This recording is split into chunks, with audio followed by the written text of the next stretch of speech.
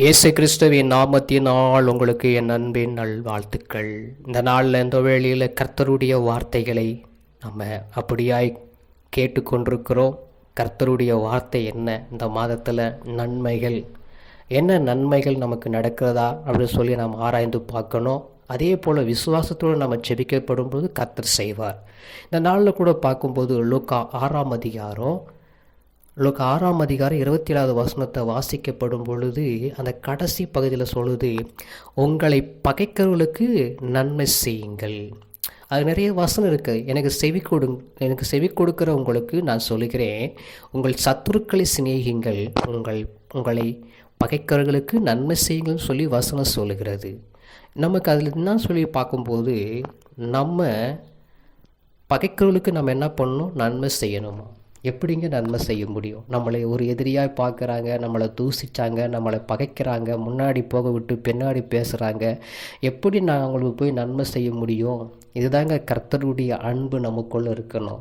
கர்த்தருடைய பிள்ளைகளாக இருந்துட்டு வேதத்தை வாசிச்சுட்டு 4 பேருக்கு நம்ம உபதேசம் பண்ணிவிட்டு அவருடைய அன்பை நம்ம பற்றி கொண்டிருக்கிற அவர் சொல்கிறாரு, உங்கள் சிநேகிகளை நீங்கள் என்ன பண்ணுங்க, நேசிங்கன்னு சொல்கிறாரு. அப்படித்தானே சொல்லுது, உங்கள் சத்துருக்களை சிநேகிங்கன்னு சொல்கிறாங்க. அப்போ சத்துருக்களை நம்ம சிநேகிக்கப்படும் பொழுது நம்ம பகைக்கிறவர்களுக்கு நம்ம நன்மை செய்யலாம் நம்ம இருக்கப்பட வேண்டும். அதான் ஆண்டவருடைய அன்பு. எத்தனையோ பேர் எல்லா புத்தகங்களும் எல்லா இடத்துலையும் அன்பை போதிக்கிறது. ஆனால் ஆண்டவராக இயேசு கிறிஸ்து அன்பாகவே இருந்தார். சத்துருக்களை சிநேகித்தார். அவர் எல்லாரையும் அவர் வெறுத்து தள்ளலை. இதுதாங்க இயேசுவின் அன்பு. நம்ம இயேசுனுடைய பிள்ளைகளாக இருக்கிறோம், வேதத்தை வாசிக்கிறோம், ஆலயத்துக்கு போகிறோம், சில பேர் பிரசங்கெல்லாம் பண்ணுறவங்களாக இருக்கிறோம். ஆனால் இருந்தாலும் இயேசுவை போல் நம்ம நேசிக்கிறோமா? நம்மளை ஒருத்தர் தூசித்து பேசுகிறாங்கனாக்கா அந்த தூசினை என்ன பண்ணணும், விட்டுடணும், அவளை மறந்துடணும்.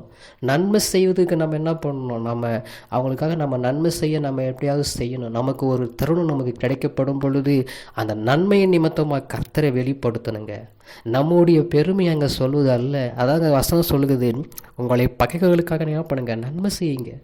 நன்மை செய்யும்போது ஆண்டோடைய வார்த்தை அங்கே வெளிப்படும், ஆண்டோடைய அன்பு அங்கே வெளிப்படும். அதனால் அவங்க மன்னித்து நம்மளையும் என்ன பண்ணுவாங்க, நேசிப்பாங்க. யாரையும் பகைக்கிற பகைக்காதபடிக்கு இருக்கிற ஒரே வழி என்னன்னாக்கா ஆண்டோடைய அன்பை நம்ம வெளிப்படுத்தும் பொழுது தான். அதனால் நம்ம ஜெபம் பண்ணுவோம். எங்களை கிருபையாக நேசிக்கிற எங்கள் அன்பின் நல்ல தகப்பனே, நாங்கள் ஆண்டவரே, எங்களை பகைக்கிறவர்களே நாங்கள் நன்மை செய்யாமல் நாங்கள் இத்தனை நாளாக இருந்தது எங்களை மன்னியுங்க. இதுவரைக்கும் நீங்கள் நடத்தி வந்த பாதைகளுக்காக ஸ்தோத்திரம். உம்முடைய அன்புக்காக நன்றி. உம்முடைய அன்பில் நாங்கள் ஆண்டவரே இன்னும் இருந்து கொள்ள கிருபை செய்யுங்க.